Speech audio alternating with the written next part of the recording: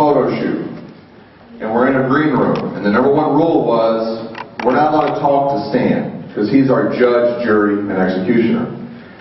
And so we're sitting in this room. Stan comes in and sits down. We're the only two people in the room. It's a gorgeous room, ping pong table, pool table, food. After about 5 minutes, Stan just goes, I cannot sit in a room with someone and not talk to them. So we have to establish some ground rules. I'm like, Stanley! And he just talked to me! So, he says, but first, we cannot discuss anything that has to do with the TV show. Nothing. Not the contestants, nothing. I said, yes, sir. So we start talking. He's about cops. Asked me about being a cop in Texas, and asked me if we could beat the crap out of people, and I'm like, well, yeah. He's like, cool. And I'm like, you really like comics? And he's like, yeah. And so there's a ping pong table there, and we chatted for a while, and he looks at me and he goes, you don't play ping pong? I'm like, Stanley! So we get up there, and I keep my Stan Lee's 5'4", 5'5", like 88 pounds. He's a little guy, like my grandfather's age. He was 85 at the time. So we're up there, tink, tink, tink, tink, tink. Just going back and forth. And we're talking while we're playing, just chit-chatting. His business partner comes in and says something, so I'm just going, tink, tink. And Stan nods and says, okay, I'll be there in a minute. Tink, tink. And then Stan goes, I go, and he goes, wham! And I'm standing there. Mr. Lee, did you just slam me? And he goes, you will tell this story for the rest of your life.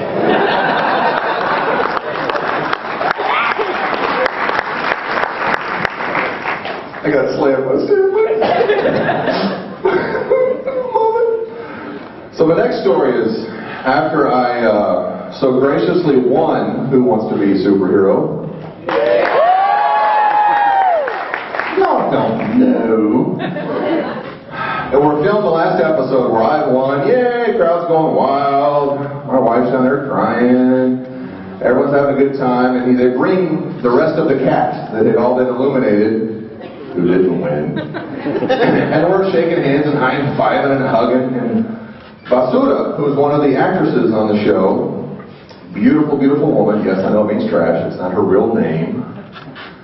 And she runs up, and this woman is beautiful. She's a model. She's gorgeous, super sweet. Runs up to me with my wife right over there. Jumps up on me, wraps her legs around my waist, and buries her. How many children are in here? Endowments? You know, right there, beside. And he looks at me, she hops off, he looks at me, and he goes, you're welcome. Ladies and gentlemen, boys and girls, geeks and freaks of all ages, you know him, Stan, the Man Lee. Please welcome.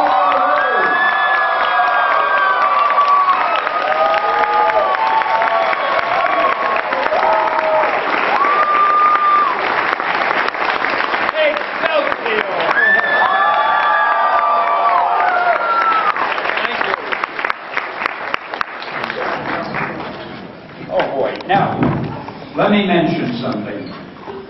As wonderful as I am, he is wonderful. I don't hear as well as I used to. So if any of you are going to have any questions later, you'll tell it to my friend here, and he will then just turn to me and repeat it. So you know it's not because he's bored or anything like that. I want to be sure I get it all very clear. Take it away! Absolutely. I know we got some great questions out there, so tell you what, just raise your hand, and let's ask away. I got one way back there in the back. Go for it, sir, with that handsome goatee. I don't even see that well. I can't see it. It's all the flashes. You can see the person way back there. It's one of my superpowers. Stanley, out of all the characters you created, was there ever one that maybe you thought would not stand this test of time? Like the Fantastic Four, the Hulk, and Spider-Man? So out of all the characters you... No, I can't understand it when you talk into that. You gotta just tell them. So this makes it sound very muffled to me. So out of all the characters you created and helped create, were there any back there that you did not think would stand the test of time, but have? Every one of them. I wouldn't have created them if I didn't think they'd be good. But I do have one failure. I did a character once, Jack Kirby and I were rushed. We were doing the Fantastic Four. And the book was late. We had to come up with a script real fast. Well, the one thing we always needed was a villain. We knew who the characters were, but who was the villain going to be? And I thought of a name that seemed wonderful to me. Diablo. How can you have a better name than Diablo for the villain? So by the time I finished telling Kirby the name, he had already drawn the guy. And he looked great, evil and everything. But then I realized we didn't have a story. And to this day, I don't remember what the story was that we wrote about Diablo. We never got fan mail about Diablo. I don't think we ever used Diablo again. I would have to say, I know you think I'm perfect, but he was the one failure. And because I don't know who he was or what we did. But we published that book and he lives in forgetfulness.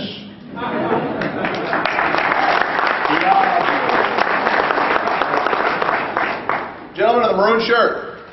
You can even see the color of the shirt from here. He's got superpowers.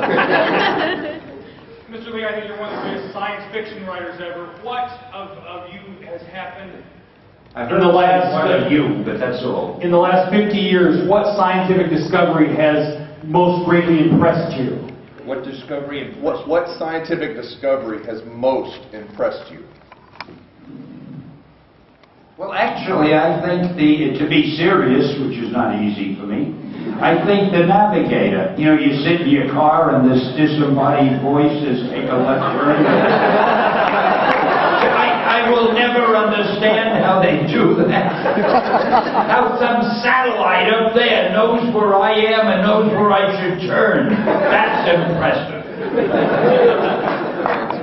Let's take someone over here, a young man. What inspired you to create all these characters, to become a comic book creator? Greed. Hey, I have to make a living, and that's the field I got into. So the more characters I created, the more my job was more or less assured.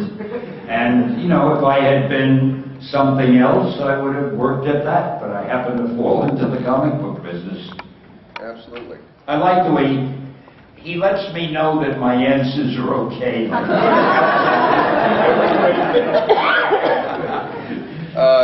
Someone over. Yes, sir.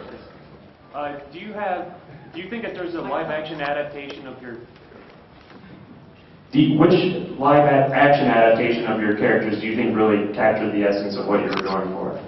It's funny. I heard him when he wasn't using the mic. When he used the mic, it got all muffled. What did you say? So, out of all the characters you've created that become like movies, live-action adaptations, which one is your favorite? Well, I think the two of them are Spider-Man and Iron Man. I think they turned out the best.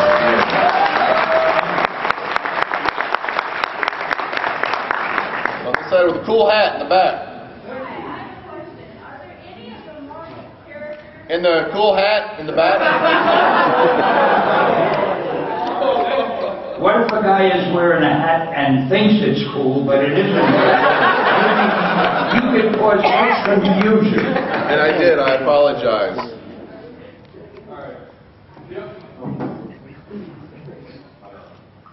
With the upcoming Amazing Spider-Man movie, do you think the costume that they've designed for him holds true to your original vision?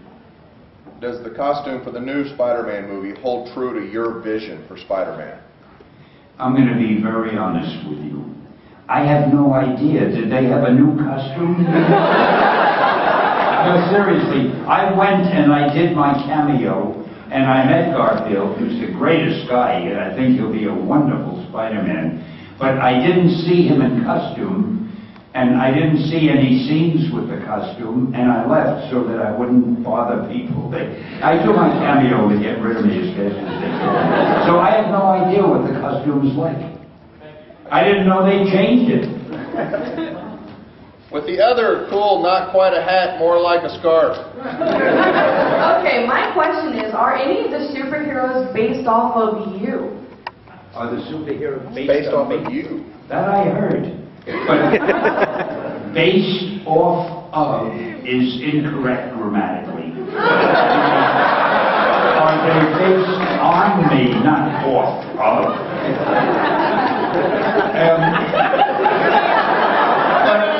It's okay, because we can consider that a colloquialism. Colloquialisms are all right.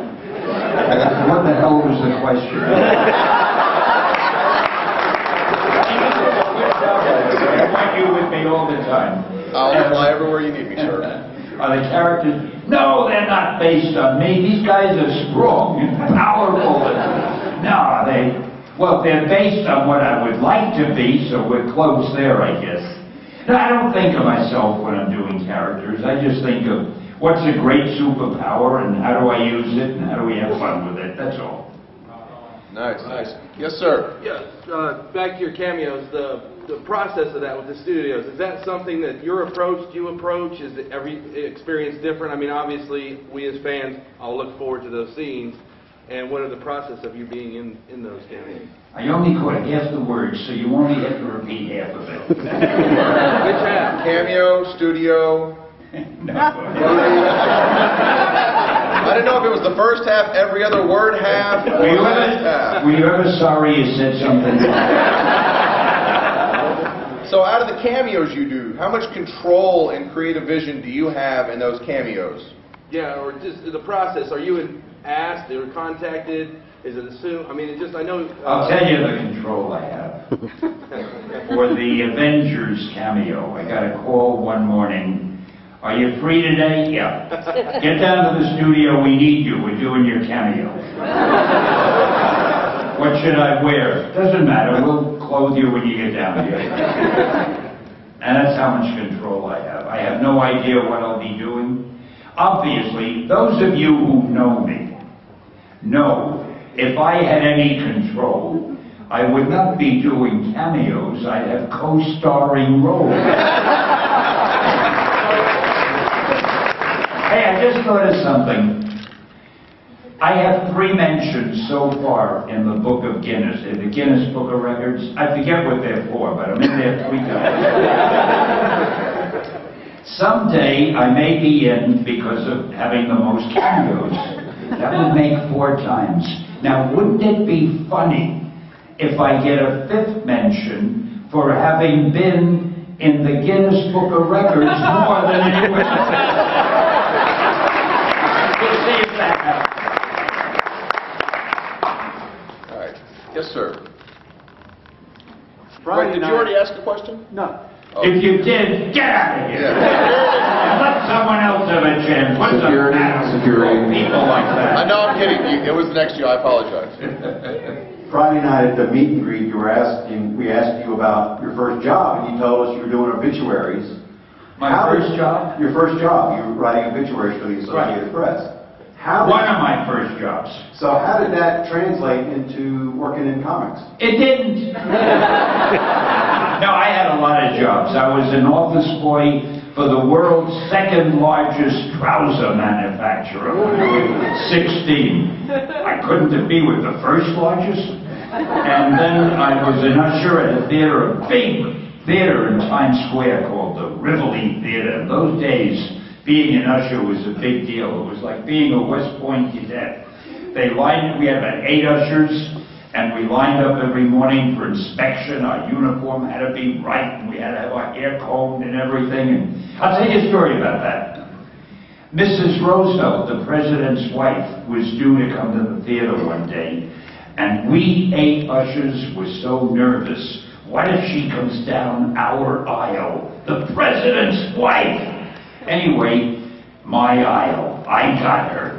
And I was holding my flashlight and walking down, and I said, "This way, Mrs. President." I didn't know what you call her. And I was so proud with my shoulders back and my head up, and some no-goodnik had his legs stuck out in the aisle, and I tripped and I fell right on my face.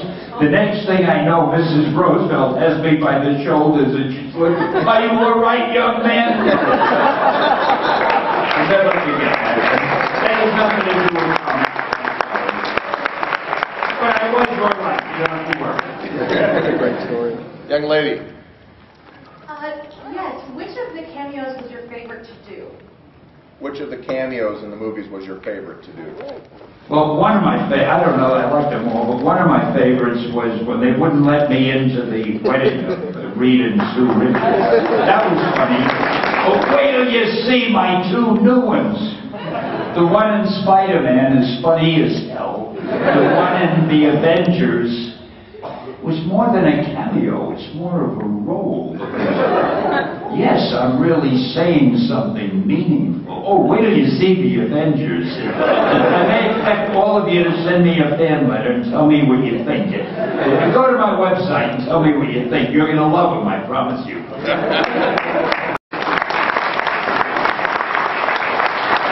And speaking of the website, it is therealstanley.com.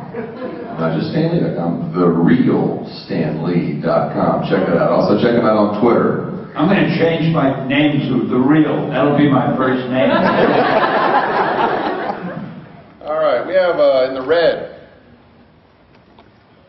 If you could choose a favorite Marvel character that you created, who would it be and why? I heard that. I got it all. But first I have to interrupt. You said the in the red. Correct. You left out the noun. You just said the in the red. Now you must not be careless. You should say the young man in the red. Or the very perceptive person in the audience. But not the in the red. I mean, between what that other person said earlier and this, and I don't know what's with you all. All right, now I forgot the question. No, I know which one. I too many times I've said, you know, for the And it young turned out to be a man. Right. I do that all. You get somebody with long hair, and you say, "Yes, ma'am," and the guy gets up, and he's a big, burly guy, and he's going to kill you. So you're smart. I take that with criticism, very smart. I forgot the question. No, I know. I actually heard it. I think if I could be any one of my heroes, who would I be? Which was your favorite that you created? Which You mean you're contradicting me?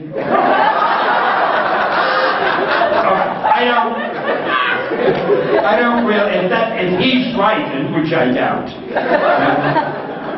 I don't really have any favorites, because I love them all. I mean, they're all so wonderful, brilliant. If I had to pick a favorite, I'd probably have to say Spider-Man, because he's the most popular all around the world.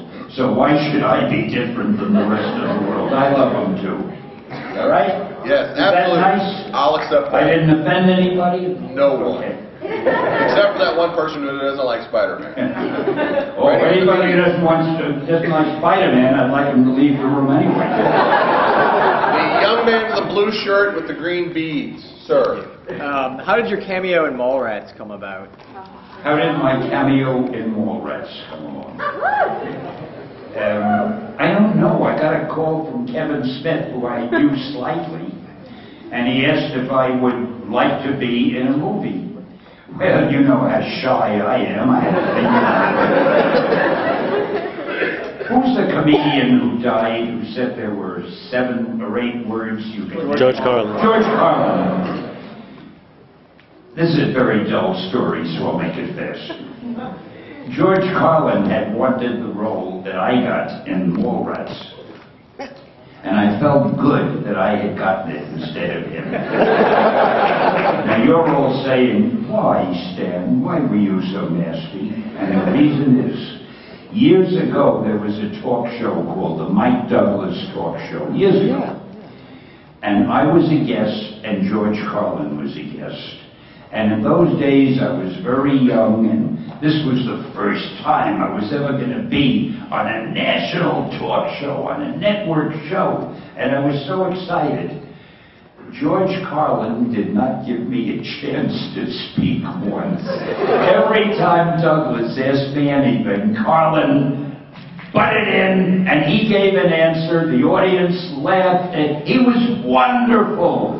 But I might as well not have been there. So a few years later, when I found out that George Carlin wanted that role in Mallrats, I would have killed for it.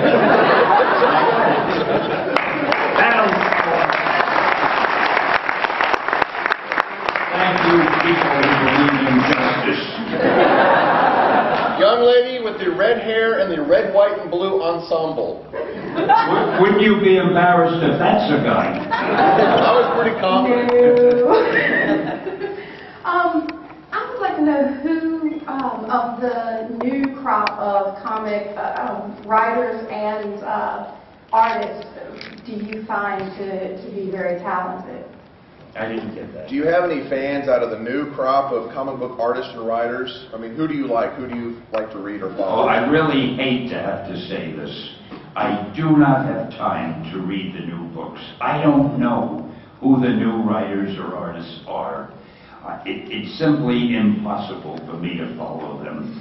So what happens is Marvel sends me the books all the time. I thumb through them. I look at the covers mainly, just so I have a rough idea of what's being published. But the names on the covers are all strange to me. I don't know them. I don't know their work. And it's a funny feeling because years ago, I could look at any drawing and tell you what artist had done it. Not only a Marvel book, in any book. Or I could read any story and have a pretty good idea who wrote it. But I am totally out of that now, so I just don't know. Okay. And I say that humbly and sorrowfully. Okay. Young ma'am in the blue.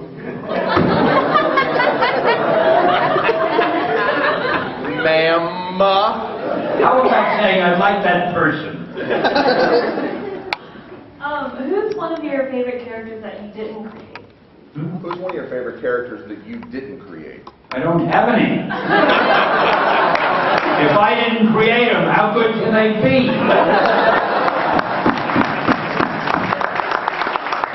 We have a little boy back here in the back raising his arm. What a piece of nature. He's not.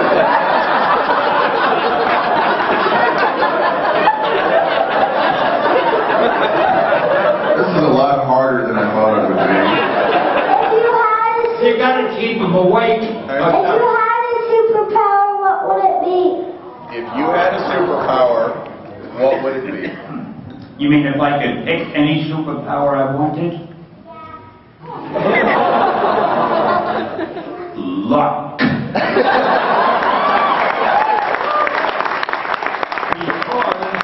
If you're lucky, everything goes your way, right? So that's maybe I'll come up with a new hero. I'll call him Mr. Lucky or something. And remember, you heard it here first.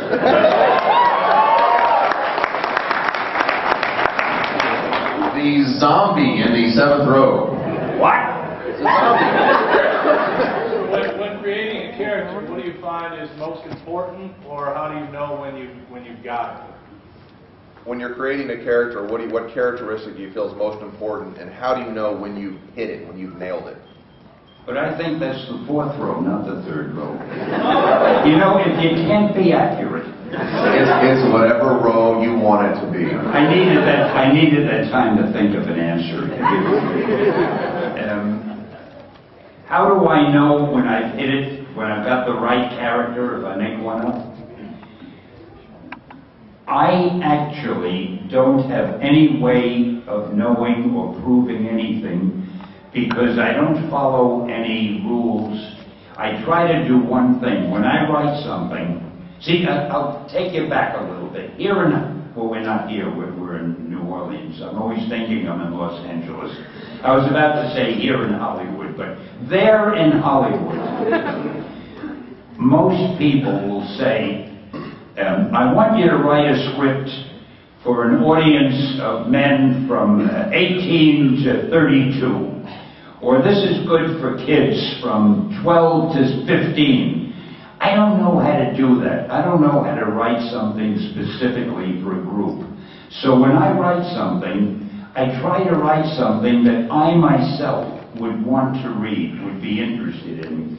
And that's really the only guide that I have. Do I like it? Would I want to read it? Wow, would I wonder what's coming next? I can't wait to see it.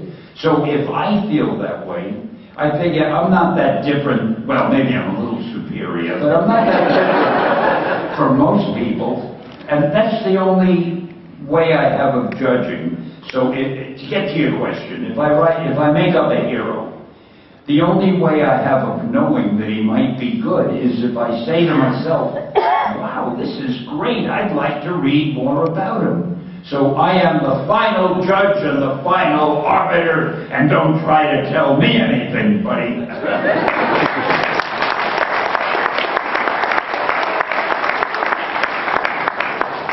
Over here with the glove.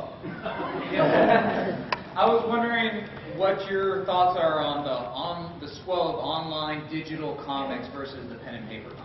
What my thoughts are on the online digital comics? Yeah, it seems like you're going a lot there. It's strange. As you get older, you'll discover this. I've got the kind of hearing, some people's voices are clear, and some people who speak just as well. Their voice may be a little lower or higher. It's the strangest thing.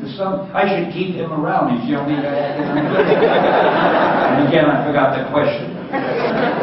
What do you feel about online comics? So you better pay attention. I am, sir. Forget. Yes, sir. Well, online comics are going to be the wave of the future, because everything is going to be online pretty soon. In fact, it almost is now. I think there will always be comic books. I think they're kind of nice to hold and turn the pages, and you kind of fold it and put it in your back pocket. You can carry it, and they don't take up much room. You can collect them. They sit on a shelf. But it's that way with all publishing. It's that way with everything. Everything is going digital. People are going to their iPad and whatever will come after an iPad. That's going to become everybody's whole life. Everything you have is going to be on your electronic, digital machine. So it's not a case of what I think about it. It's the wave of the future. After all the years and all the success, is there anything you would have done differently or that you haven't done that you would want to do?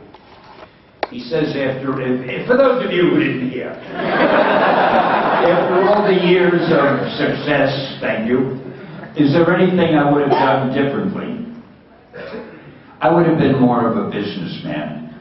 Instead of continually working for the same publisher, I'd have quit and I'd have started my own publishing company, but I was too stupid. I know all of you think I'm brilliant. This shows you I'm not. I'm probably the stupidest guy on earth, because I never did the one thing that any intelligent guy would have done.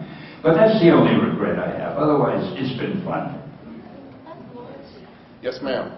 I was just wondering what your thoughts on the real-life superhero movement are. About the real-life superhero movement. Are you familiar with it? Yeah, but it's kind of silly. I mean, they don't really have superpowers. They're not that qualified, and eventually they'll get hurt. Yes, ma'am. In the blue, long sleeve. You can see their sleeves from here. Man's a hawk. What was your reaction of the first comic book that turned into a movie, and what was it? What was your reaction to the first one of your comic book characters that turned into a movie, and what was it? Well, actually, it wasn't very good. The first one, I think, was the Fantastic Four. They did a movie of that years ago, which it's a dull story. I'll make it as short as I can. It wasn't supposed to ever be released. Somebody owned the rights, had an option on the rights to make a movie of the Fantastic Four. If they hadn't made the movie, if they hadn't started principal photography by a certain date, let's say November, they would lose the right to do that. They couldn't come up with a good script. And now it was almost November, and if they didn't start photographing this thing, they wouldn't be able to do the movie. So they called Roger Corman, who makes very inexpensive movies. And they said, Roger, we want you to bat out some kind of a movie for a budget of like $1.98. Just so we can prove we're photographing this thing and we won't lose the right to make a really good movie. So Roger did. And the terrible thing about it, and the movie was never supposed to be seen by anybody. It was just done so they'd live up to their contract. The pathetic thing is the actors and the director didn't know that. They thought they're doing a real movie which will be released, and they worked their hearts out. But there was no money. They were lucky they could get film for the camera. And that was probably the most amateurish movie of all that was done of a Marvel group of characters. There was once a Captain America movie done a long time ago. Let me be charitable and say it isn't one I would recommend. And there was a Spider-Man TV show, a live-action TV show, which was not a masterpiece either. Now, aside from that, I think everything that's been done has been pretty good.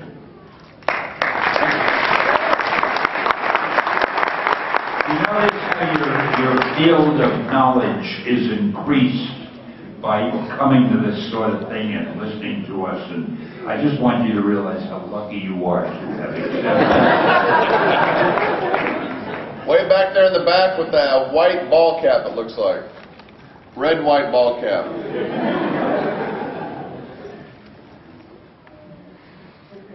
Got him so angry he's walking out. Who was your biggest role model, and did he or she inspire one of your heroes? Who's your biggest role model, and did they inspire any of your heroes? That's funny you ask, Jim. I don't know if any of you remember an actor called Errol Flynn. Yeah. Well, man, he was my role model. This guy, to me, was the greatest hero. He played the mayor of Dodge City. He played Captain Blood. He played Robin Hood. He was always rescuing women and beating up the bad guys with a smile on his face. I remember when I was about 11, 12 years old, I would leave a theater that had an Errol Flynn movie, and I'd have a crooked little smile on my face. I thought the way he smiled. And I'd have an imaginary sword at my side. And I was looking for some little girl that some bully might be picking on so I could defend her from the bully. I mean, that guy made such an impression on me. And I found out later that he wasn't that nice a guy in real life. But it didn't matter. He played a great hero. Are you applauding me or Errol Flynn? Yes, sir. Of all the artists that you had the privilege to work with, would you pick out like 3 or 4 who you think were most complimentary to your work? The artists that I've worked with, could I name 3 or 4 that are the most complimentary to my work? When you say compliment, you mean did the most justice to the stories? Yeah. Well, almost all of them. We worked with good ones. The best were Jack Kirby, Steve Ditko, John Romita, John Buscema, Gil Kane, Gene Colan. You could tell they were all good. One of the reasons I think that we were so successful, despite the fact that my scripts were masterpieces, we had artists that would have made a bad script look good. They made me look good all the time. And these guys were handpicked. I picked them all. We became friends. We worked together. I was the luckiest guy in the world to work with those artists I've named. And there were even a few others, but I don't want to spend the whole day naming artists. Good, nice. Let's go back over this way. Sir, up against the wall. No, turn around, put your hands up against the wall.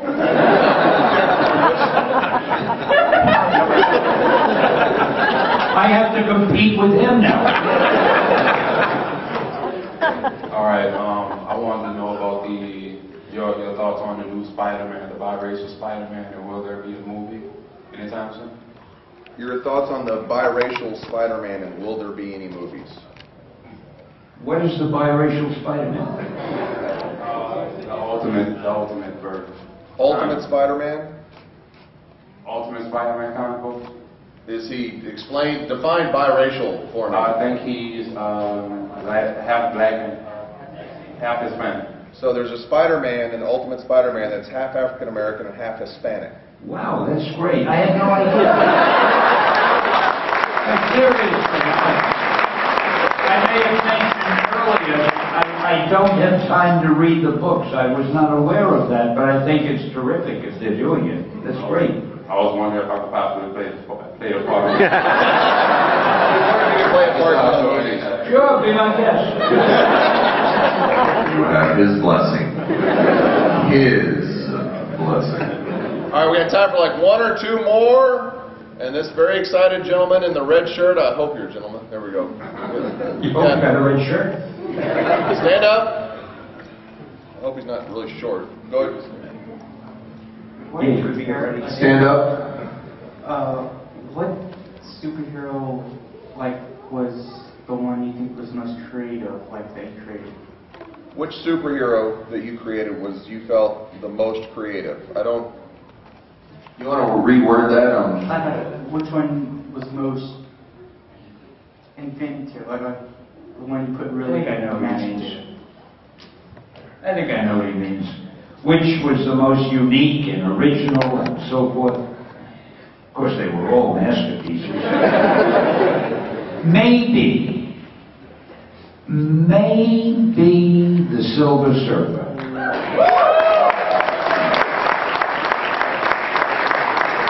First of all, how many naked superheroes do you see that?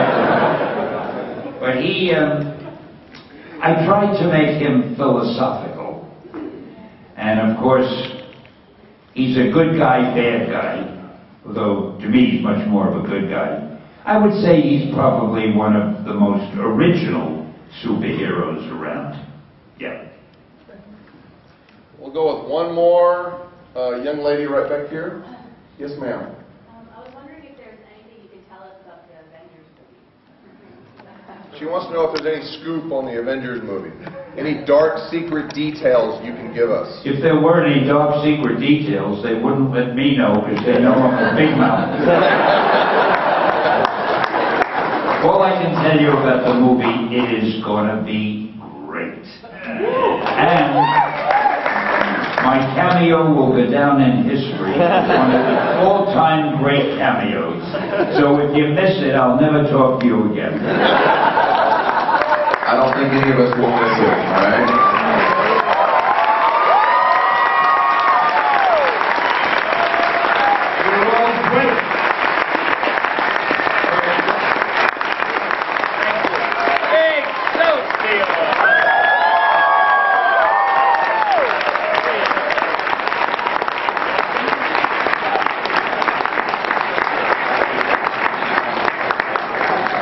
Want to talk about, we're going to make a couple announcements, top secret stuff.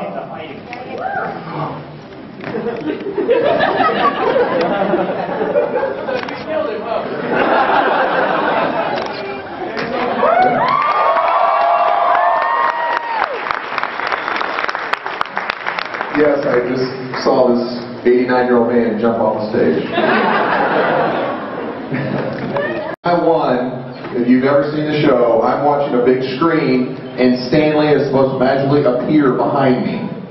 Now, if you don't know anything about me, in the real world, I'm a police detective. I'm a cop. So little 85-year-old 100-pound Stanley materializes behind me because they keep telling me, Jarrett, just keep looking at the screen, keep looking at the screen. And Stanley pops me on the shoulder. What do I do?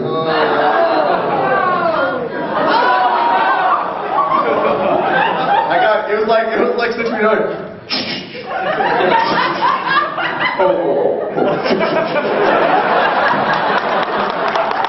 He was like the Matrix. He was like, and I reached down and I grabbed him by the small of his back, and he like weighs as much as this bottle of water. So I picked him up, and then to make it even more of a problem, I underestimated how much he weighs, and I'm like. And we ended up hugging on a pedestal with my production assistants like trying to leave at the last minute but not quite making it. And he just looks me straight and he's like this tall. And looks me straight in the face and he goes, "You won."